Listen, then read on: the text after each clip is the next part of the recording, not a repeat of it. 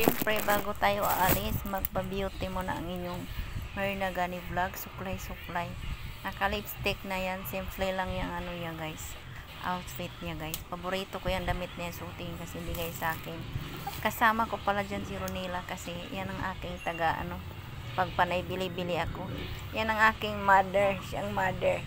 Ako ang anak. Kaya siyang taga, huwag ka nang bumili.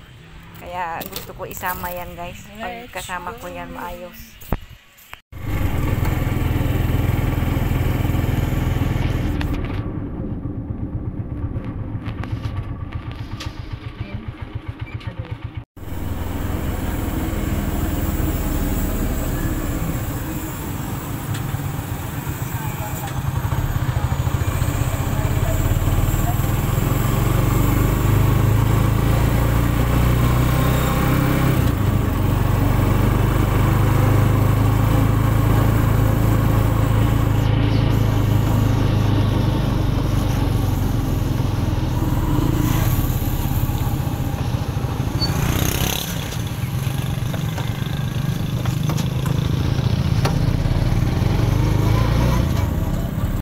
Concrete rin eh. Concrete ang kahoy. Alang lang. Dos at supulo ka dito. Tagpila na to? 120 ang isa. 120, walang discount. Ilang labog ng 150? Anong labog na? Putso, haro. 120. 120. Hindi na yan. Kulay ayoko yan? Hindi naman eh. Hindi ni matago na din. Yan lang. Ano na? 110? Wow! Pwede. Wow.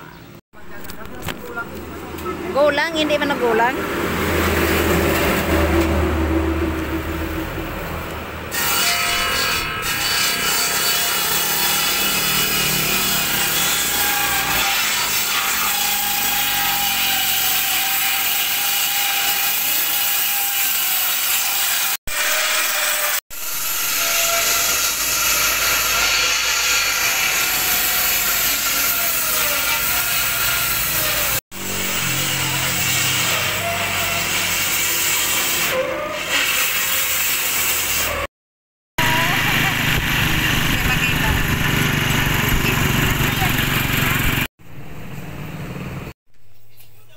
Kahoy. Hindi na nga. Ang kahoy kay gunada ko ya. Pulo ma lang no? Dalom niya.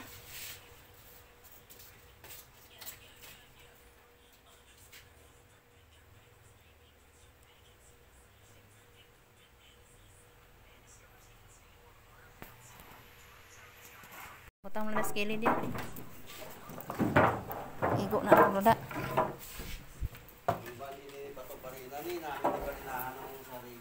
Ang sa simento, no? Oo.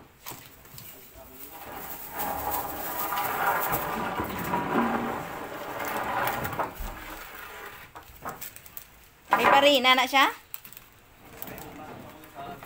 Wow.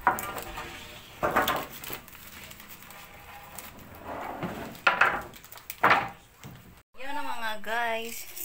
Yan ang tig-asin. Tapos, kunting mix. Prito po yan sa mamaya.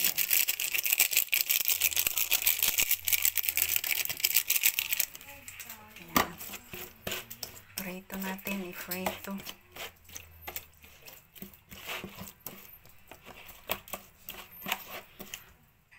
Ayan, pritohin natin yan. Nag-ano pa ako dito ng uling. Kulo na. Ito natin isda.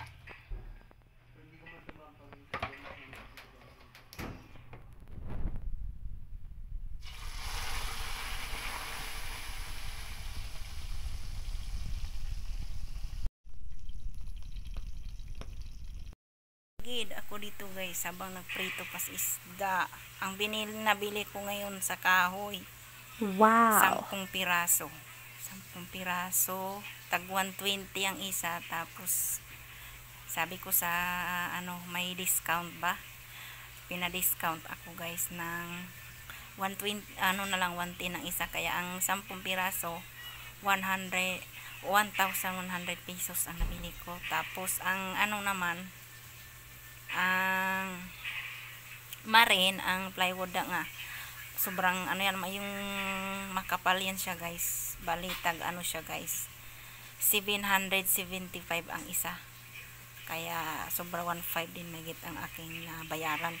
So lapit mga 3,000 ang aking naubos ngayon. Kaya yan yung mga ipunan ko kung may pera ako para dyan, kasi pagawaan ko sila ng kwarto dyan, o diba guys, unti-unti lang bilhin yung mga pangailangan para sa ilang kwartong maliit, kay para may safety sila dyan, tsaka may privacy din sila guys.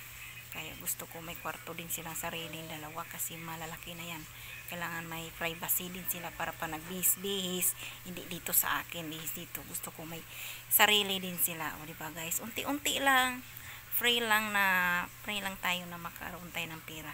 Be positive lang lagi guys, o diba. Lipat ko dito guys, kaya mahirap, hindi masirado doon. Lipat ko na lang dyan dito para malagay ko tong dito. Nauna na po, tapos na kaming tanghalian. Dumating yung aming bell. Nakaraan lang 600 o 11 lang. Tumaas na naman, panay brown out. Basta panay brown out, laging nagtaas.